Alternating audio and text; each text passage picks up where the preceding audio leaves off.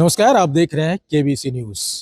देखिए, बिहार विधानसभा चुनाव 2025 में उपेंद्र कुशवाहा की पार्टी ने एक अच्छा खासा अपना उपस्थिति दर्ज कराया है। 4 विधायक आए हैं और साथ ही साथ उनके बाद भी अपने बेटे को मंत्री पद भी दिलवा दिए।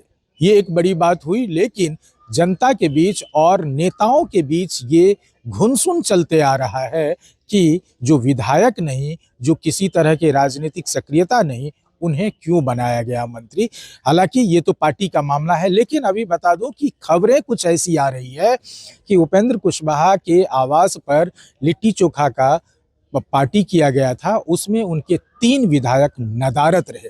आखिर ये क्या वजह है, इस खबरों में सच्चाई कितनी है? हमारे साथ प्रवक्ता है नितिन भारती जी, हम जानने की कोशिश करते हैं कैसी खबर चल रही है, इसको आप अपने सिरे से कैसे देख रहे हैं? सबसे पहले तो इसको खारिज करता हूं मैं, ये कोई खबर ही नहीं है। देखिए, हर कार्यक्रम जो आयोजित होता है उसका एक अपना उद्देश्य होता है। आदरणीय उपेंद्र कुशवाहा जी के मीडिया से जुड़े वरिष्ठ साथियों, परिचितों के साथ एक गेट टुगेदर था। उसमें उनकी उपस्थिति आवश्यक थी और वो सारे लोग जो आमंत्रित थे वो आए। रह गई बात हमारे विधायकों की। विधायकों के ऊपर एक बड़ा उत्तरदायित्व इस प्रदेश की जनता ने दिया है, चाहे वो बाजपट्टी की जनता हो, चाहे मधुबनी की जनता हो, चाहे सासाराम की जनता हो या दिनारा की जनता हो। उनके वो रिप्रेजेंटेटिव हैं। अभी आपने देखा होगा उनके सोशल मीडिया के जरिए कि वो सब लोग अपने अपने क्षेत्र में थे।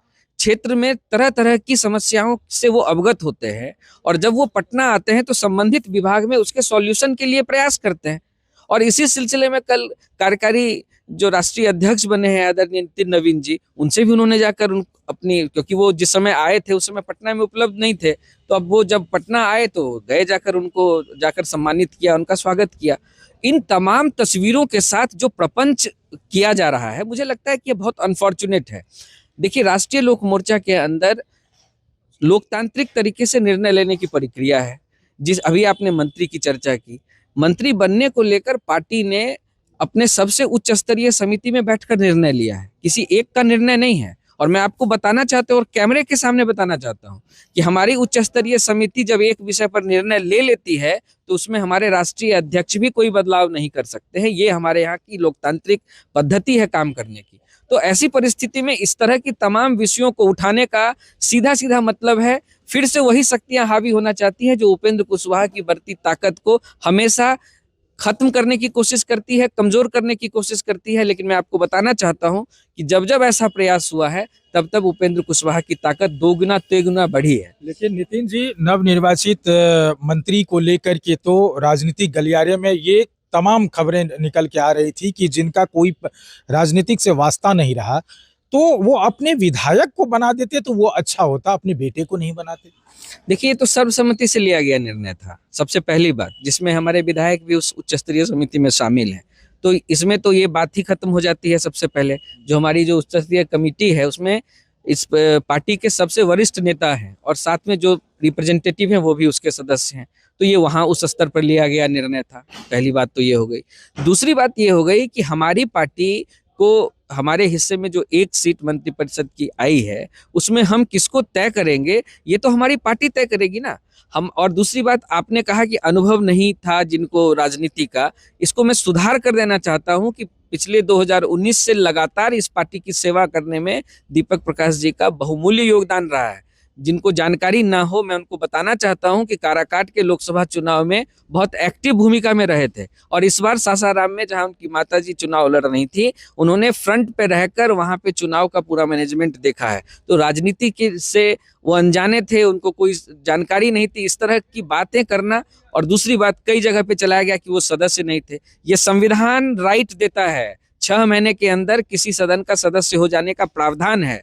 यदि कोई सदन में सदस्य नहीं है तो संविधान ये प्रावधान देता है कि 6 महीने के अंदर आप किसी एक सदन के सदस्य हो सकते हैं। तो जो इस पर सवाल उठा रहे हैं वो तो संविधान का अपमान कर रहे हैं, बाबा साहब भीमराव अंबेडकर के लिखे संविधान का अपमान कर रहे हैं। तो मैं तो उनको शुभकामनाएं देता हूं कि वो आप क्या कहना चाहते हैं, क्या करना चाहते हैं। हम लोग पूरी तरह से इस निर्णय के साथ, और मैं आपको बताना चाहता हूं कि आप अभी यहाँ इस आवास पर आए हैं, अभी आप आधे 1 घंटे के बाद जब आएंगे और यहाँ पर जिस तरह से पूरे प्रदेश से हमारे कार्यकर्ता, हमारे शुभचिंतक, केवल प्रदेश से ही नहीं दूसरे राज्यों से भी आदरणीय दीपक प्रकाश जी से मिलने के लिए, अपनी बात रखने के लिए, अपने सुझाव परामर्श के साथ, और साथ ही साथ पंचायती राज विभाग में जो भी खामियां, त्रुटियां, सुझाव, इन सब को लेकर लगातार लोग आ रहे हैं।